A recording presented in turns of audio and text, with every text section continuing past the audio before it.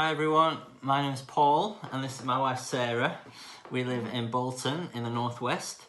I work for a project called Zach's Youth Bar, and Sarah works for St Peter's Church in Halliwell, Bolton.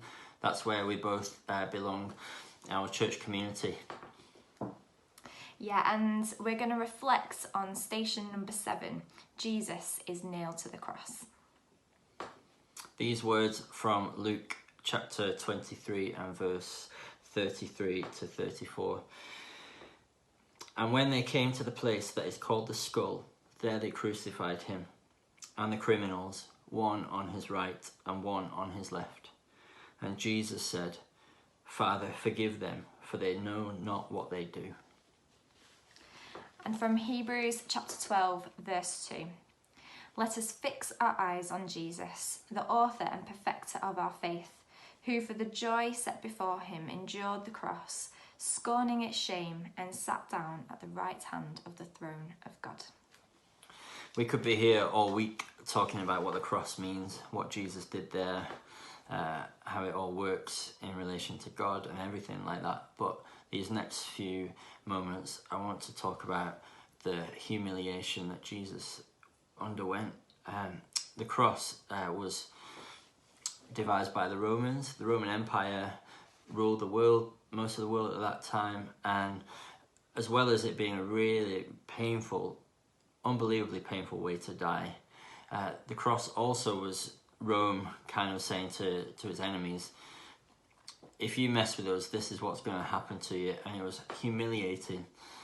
Loads of people were crucified, the enemies of Rome, and it was a message to everyone else: don't try what they tried, because you'll end up on the losing side. And so Jesus was humiliated for all the world to see. And yet Hebrews that Sarah just read out says, for the joy set before him, Jesus endured the cross. And those words from Luke, Father, forgive them, for they don't know what they're doing, even in that most humiliating, painful way, Jesus was on the cross saying, God, forgive them, they don't know what they're doing. Even within that, it shows the character of Jesus. And we're reading about this this week from Brian Zand, and he says, in the Roman Empire, the cross and crucifixion was an axis of power enforced by violence.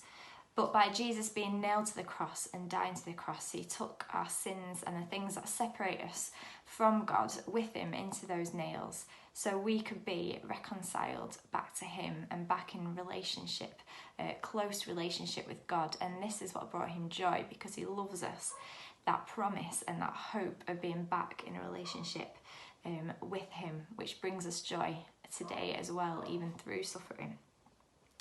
And I know for me at this time, thinking about the nail, the nail is for me a symbol just to remind me of God's forgiveness for me, his grace, that he took the things that I've done wrong and the things that I've done selfishly that puts me further away from him, and also challenges me to reflect on my own life and maybe areas where I need to forgive others as well.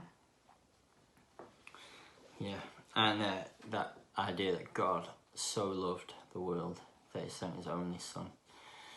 What a powerful reminder as Jesus hung there on the cross, that he did that for me, did that for you, did that for the whole world.